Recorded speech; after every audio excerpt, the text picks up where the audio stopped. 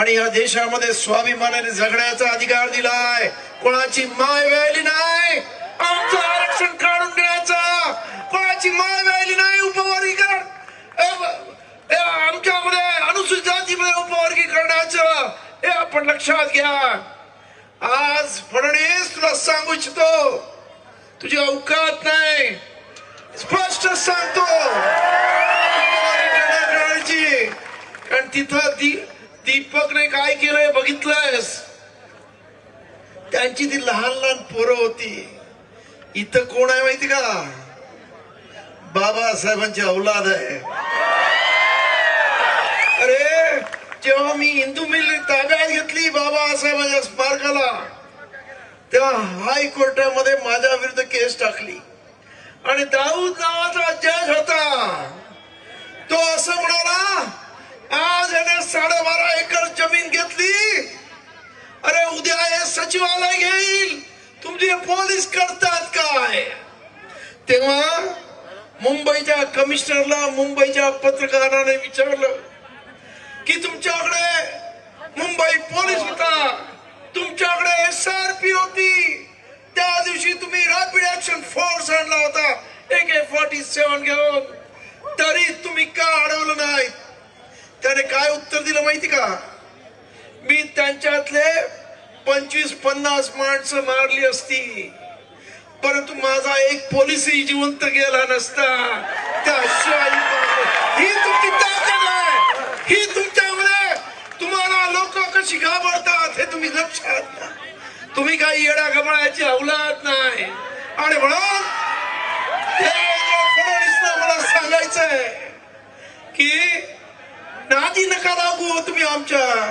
तुम्ही नादी लागला एकदा 2018ला भीमा कोरेगावच्या आमच्या 200 वर्षापूर्वी त्या तमाम महार लोकांनी केलेला प्रचंड जो संघर्ष होता, खऱ्या अर्थानं पेशवाई गाळायचा पहिला आणि खऱ्या अर्थानं आमचं पहिलं स्वातंत्र्य या अनुसूचित जातीचं जे आम्हाला मिळालं ते आम्ही सेलिब्रेट करत असताना तुम्ही ज्या पद्धतीनं मुसलमानांवर आज दाबून त्यांना कोपऱ्यामध्ये घेतलाय, ख्रिश्चनांना दाबून कोपऱ्यामध्ये घेतलाय, तुम्ही प्रयत्न आम्हाला सुद्धा केला. अचानक त्या भीमा कोरेगाव मध्ये आमच्या आंबेडकरी समाजावर हल्ला केला. काय नतीजा झाला? 1 तारखेला 1 जानेवारी हल्ला केला, 3 तारखेला का महाराष्ट्र बंद झाला आणि नंतर मुंबईतून एकही इंटरनॅशनल फ्लाईट उडालं नाही. जगामध्ये चर्चा झाली मुंबईला झालं काय. तेव्हा कळलं की बाबासाहेब आंबेडकरांच्या लेकरांनी अख्खा महाराष्ट्र बंद केलाय. एवढी ताकद आहे तुमच्यामध्ये. त्यामुळे आमच्याशी कृपया आमच्याशी लढू नका. तुमची तेवढी अवकात नाही, स्पष्ट सांगतो. कारण या इथं आपल्या सर्व आम्ही सांगू इच्छितो, आमचे जे मातंग भाऊ काहीतरी त्यांच्या मागे लागलेत, मनुवाद्यांच्या मागे लागलेत. कारण आज या देशामध्ये खऱ्या अर्थानं जर कुठचं कोण लढू शकत असतील तर ते अनुसूचित जातीची लोकच लढू शकतात, हे या मनुवाद्यांना माहिती आहे. आणि त्यांचे खच्चीकरण करायचं असेल तर त्यांच्यामध्ये विभाजन झालं पाहिजे, त्यांचे तुकडे केले पाहिजेत आणि आपसामध्ये उपवर्गीकरणाच्या नावाखाली भांडणं लावून दिली पाहिजे. हा यांचा अजेंडा आहे आणि त्या अजेंडासाठी ते प्रयत्न करतायत. परंतु मी सांगू इच्छितो, कधीही या बीजेपीला आणि या मनुवाद्यांना वाटलं नव्हतं आतापर्यंत आंबेडकरी समाज एका बाजूला आणि आमच्या अनुसूचित जातीतल्या इतर जाती सुद्धा जन्मगाळ असो इतर या वेगळ्या दिशेला असायच्या. परंतु जेव्हा हे उपवर्गीकरण झालं आणि खऱ्या अर्थानं आपण पाहिलं असेल की आज 59 जाती एकत्र आलेल्या आहेत, न भूतो न भविष्यती अशा पद्धतीने आज अख्ख्या महाराष्ट्रभर प्रचंड मोठे मोर्चे निघत आहेत. 27ला सोलापूरला त्यांनी तर मला सांगितलंय, साहेब तुम्ही अख्ख्या कुठच्याही जिल्ह्यात काढा, आम्ही चॅलेंज देतो, आमचा मोर्चा कुठच्याही जिल्ह्याच्या वरती झाल्याशिवाय राहणार नाही. त्यामुळं प्रत्येक जिल्ह्यामध्ये चॅलेंजने कार्यकर्ते उतरलेले आहेत आणि प्रचंड मोठे मोर्चे निघत आहेत। सरकारला सुद्धा कळलेलं आहे की आता हे उपवर्गीकरण करणं अशक्य आहे आणि मी आज या स्टेजवरून त्यांना सांगू इच्छितो, काल तुम्ही जंतर मंतरवर अत्यंत लहान मुलांना 17-18 वर्षाच्या मुलांवर अमानुषपणे हल्ला केलाय। आज सुद्धा सोशल मीडिया अजून ती फोटो येत नाहीत, पण माझ्या रिप्रेझेंटेटिव्हच्या दिल्लीच्या कार्यकर्त्यांनी सांगितलं, आमचा राकेश प्रजापती म्हणत होता की रात्रभर मी झोपलो नाही आहे, कोणाची डोकी फुटली आहे, कोणाचे हात पाय झालेत, व्हिडिओ म्हणजे मोबाईल रस्त्यावर पडलेले आहेत, एवढा वाईट प्रकारे लाठीचार्ज काल केलेला आहे, त्याचा मी जाहीर निषेध करतो।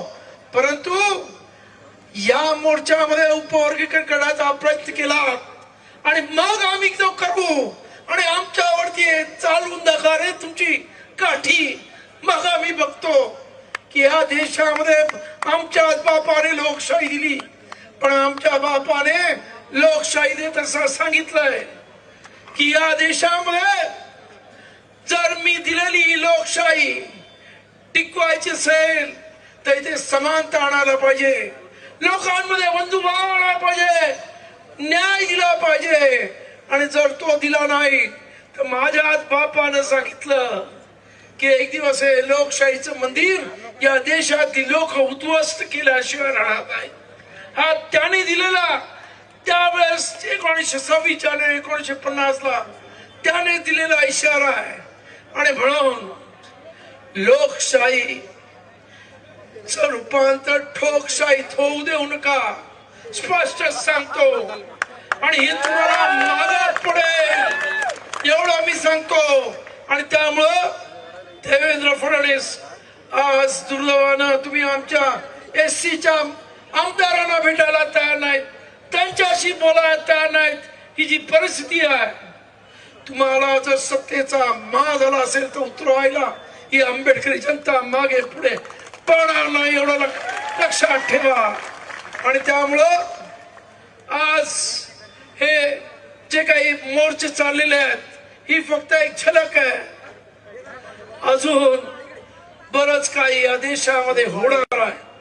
तेव्हा मी एवढंच सांगतो की बाबासाहेब आंबेडकरांच्या अनुयायांबरोबर आणि आज अख्ख्या अनुसूचित जाती जमातीच्या लोकांबरोबर उगाच लागू नका आणि त्यांना उगाच खरं म्हणजे अनेक बोलताना मला सुद्धा बराच कंट्रोल करावा लागतो, कारण विद्रोही भाषा आपल्याकडून जाऊ नये याचा मी बराच प्रयत्न करत असतो।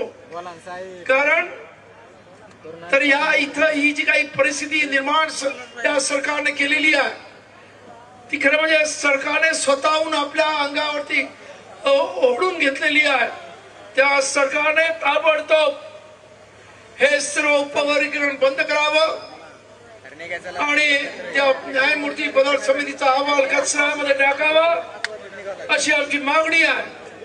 त्याचबरोबर आता जे सेन्सस म्हणजे जनगणना चालली आहे त्याच्यामध्ये मी सांगतो की आज तुम्ही आंबेडकरवादी बौद्ध झालेला आहात, परंतु जातीच्या धर्माच्या कॉलमवर बौद्ध लिहा आणि जातीच्या कॉलम मध्ये तुमची पूर्वीची जात, मग ती मातंग असेल, महार असेल, चर्मकार असेल ती टाका, जेणेकरून एससीचं खरं पॉप्युलेशन आपल्याला कळेल। कारण आज 13% ही संख्या आपली प्रचंड मोठ्या संख्येने वाढलेली आहे। 1961 साली ही संख्या 13% होती, आज जवळपास 75 वर्ष या पाण्याखालून म्हणजे गेलेली आहे। आमचं म्हणणं आहे 20%च्या आसपास आज एससीची लोकसंख्या आहे आणि जर आपली लोकसंख्या खऱ्या अर्थानं जनगणनेमध्ये प्रकट झाली ते उपवर्गीकरण सोडा, आपण 20% आरक्षण मागण्यासाठी इथे मोर्चे काढू आणि म्हणून आपण सर्वांनी अशा पद्धतीने सेन्सस मध्ये हे करा। मला माहिती आहे जालना शहर हे एक औद्योगिक शहर आहे, याच्यामध्ये अनेक शेठजी भटजी राहतात. त्याच्यातला एक शेठजी इथे काही मातंगांच्या आमच्या बंधूंना पगारावरती ठेवलेला आहे. मी त्या शेठजीला सांगू इच्छितो, अरे नीट धंदा कर. मागे लागलं तर या जालन्यामधून पळायला पैठणपुरी थोडी होईल. त्याचं नाव घेत नाही, जालना कराना सर्वांना ते माहित आहे. तेव्हा आपण सर्वांनी या इथे एवढ्या पावसामध्ये इथे आलात आणि या इथे आपण प्रचंड ताकदीने उतरलात. एक आपली मजबूत ताकद या सरकारला दाखवण्याचा प्रयत्न केला. आपल्या पुढच्या पिढीच्या भवितव्याचा विचार करून तुम्ही इथे आलात, त्याबद्दल मी आपल्याला क्रांतिकारी जय करतो. खरं म्हणजे अनेक विषयावरती बोलण्यासारखं आहे, परंतु पाऊस खरं म्हणजे आम्ही जिथे जातो आपण पाहिलं असेल, मुंबईत मोर्चा काढला त्या दिवशी पावसाला सुरुवात झाली. आज इथे मोर्चा काढला. तुमचा जालना जिल्हा पाण्याला तहानलेला असतो, आज इथे सुद्धा पाणी पडलं. मला आनंद वाटतोय की तुम्हा सर्वांना हे म्हणजे निसर्गाने सुद्धा तुम्हाला साथ देण्यासाठी तुमच्या या उपकरण विरोधी मोर्चाला हजेरी लावली असं म्हटलं तर वाव घटणार नाही. तेव्हा आपल्या सर्वांना धन्यवाद देतो आणि असाच एकजूट एक निर्धार याच्या पुढे सुद्धा आपण करूया, जेणेकरून येणाऱ्या काळामध्ये आपल्यावरती अन्याय अत्याचार होणार नाहीत. आम्ही सर्व आंबेडकरवादी एक आहोत, एक विचाराचे आहोत. हे आज या इथं आपण जालना जिल्ह्यातल्या तमाम आंबेडकरवादी अनुसूचित जातीच्या सर्व लोकांनी जी एकजूट दाखवली दाखवून दिलेला आहे. मला पूर्ण खात्री आहे की सरकार आता नमतं गेल्याशिवाय राहणार नाही. कारण आज 1.5% विरुद्ध आज 18% लोक एकत्र आलेली आहेत. 20% अल्पसंख्याकांच्या विरुद्ध आहे. 18% लोक यांच्या विरुद्ध गेले, त्यांचे हाल कुत्र्याचे होणार नाहीत. सत्ता तर जाऊ द्या, सत्तेच्या आजूबाजूला पण राहणार नाही. फक्त तुम्ही एक संग्रह एवढंच विनंती करतो. जाताना एवढंच, या इकडे महापौर मॅडम आलेल्या आहेत आमच्या, त्यांना विनंती करतो की आणि तुम्हा जालनेकरांना आपण सांगतो, हे जे काही मोतीबागेचं प्रकरण आहे, तथागत भगवान गौतम बुद्धाची मूर्ती लावायची आहे. तुम्हाला सांगतो रमाबाई आंबेडकर नगर आपण नाव ऐकलंय, जिथे 11 जण शहीद झाले. त्यांना बाबासाहेब आंबेडकरांचा पुतळा लावायचा होता आणि सरकार लावू देत नव्हतं, महानगरपालिका लावू देत नव्हती. मी म्हटलं मी येतो, मी उद्घाटन करतो आणि आजही तो पुतळा दिमागात आहे.